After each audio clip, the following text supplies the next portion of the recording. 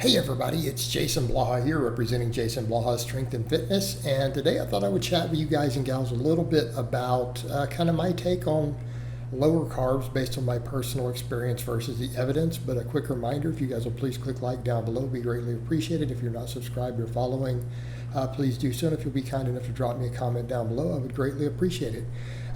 Okay, this is one of these things to where it's always interesting because I tend to be generally opposed to really low carb diets. I'm not saying always, I think they can still have uses, and I promote high carb, even though people are like, didn't you lose weight before on keto at one point? Haven't you been used low carbs even for bulking in the past? And I think that's a great point, and this is one of the things I will point out. I am one of those people who actually can thrive on a keto diet, like emotionally, mentally, mental clarity. So ironically, I'm one of the people who actually does pretty good on it.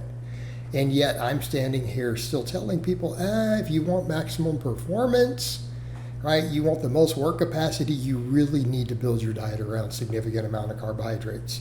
If your goal is to, again, have the best health, lowest cardiovascular disease, you got to limit saturated fat. And that means some of these high saturated fat, low carb diets are not going to work.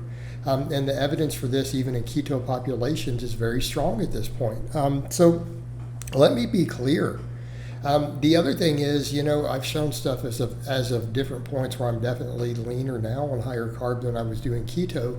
I think people forget I'm one of the guys who bulk on keto. I have no trouble gaining body weight or gaining body fat on a high-fat ketogenic diet.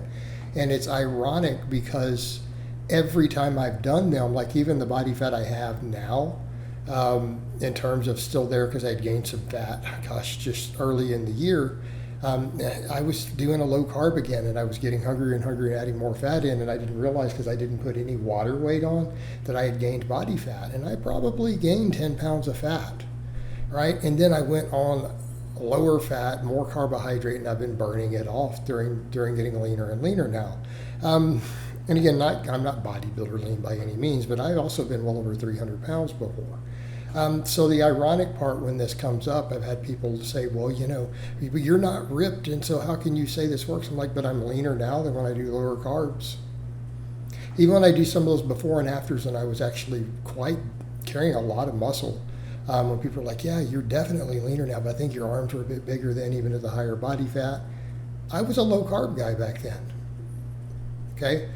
Again, people forget I lived on pounds of red meat and lower carbs and lots of vegetables and stuff at that time.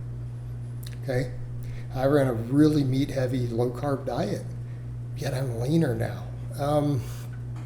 The thing though that I'm gonna say, that I will say, the only time I am ever able to really do the low carb approach, I have to run lower training volumes all the time, and I can't do huge amounts of cardio and other stuff.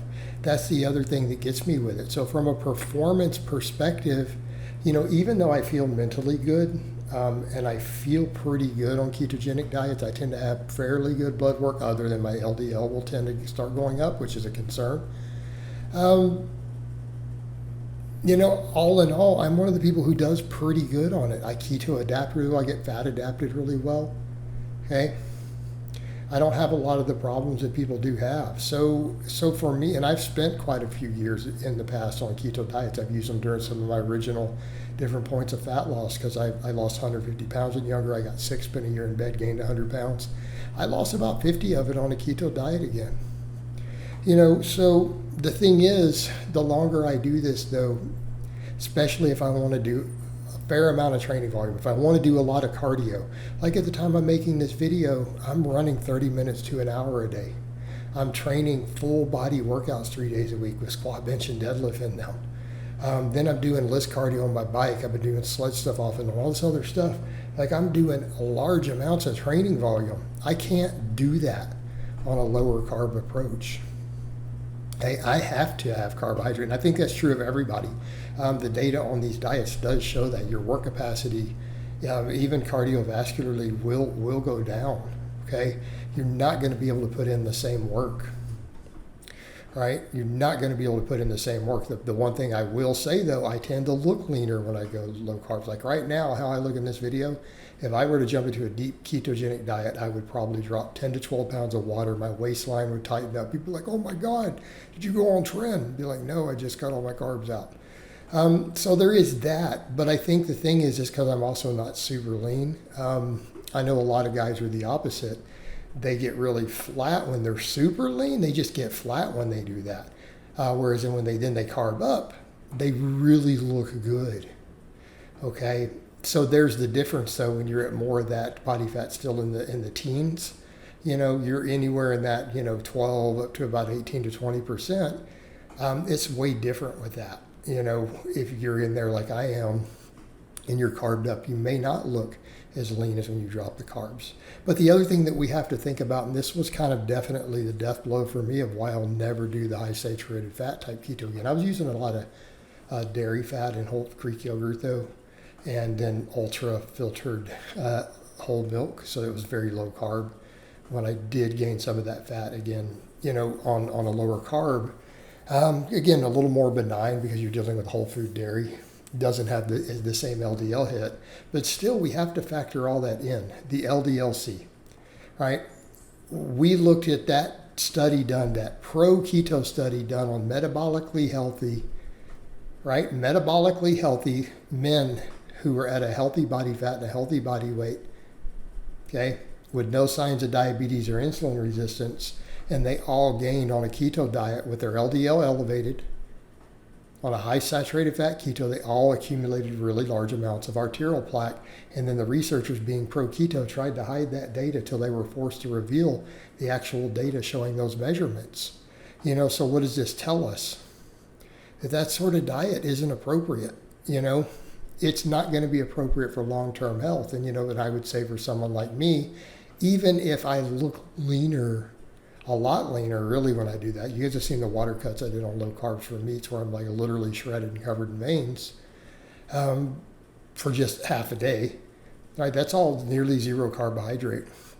Also, when I've done that, even though I might look a little leaner, it's not worth the health hit.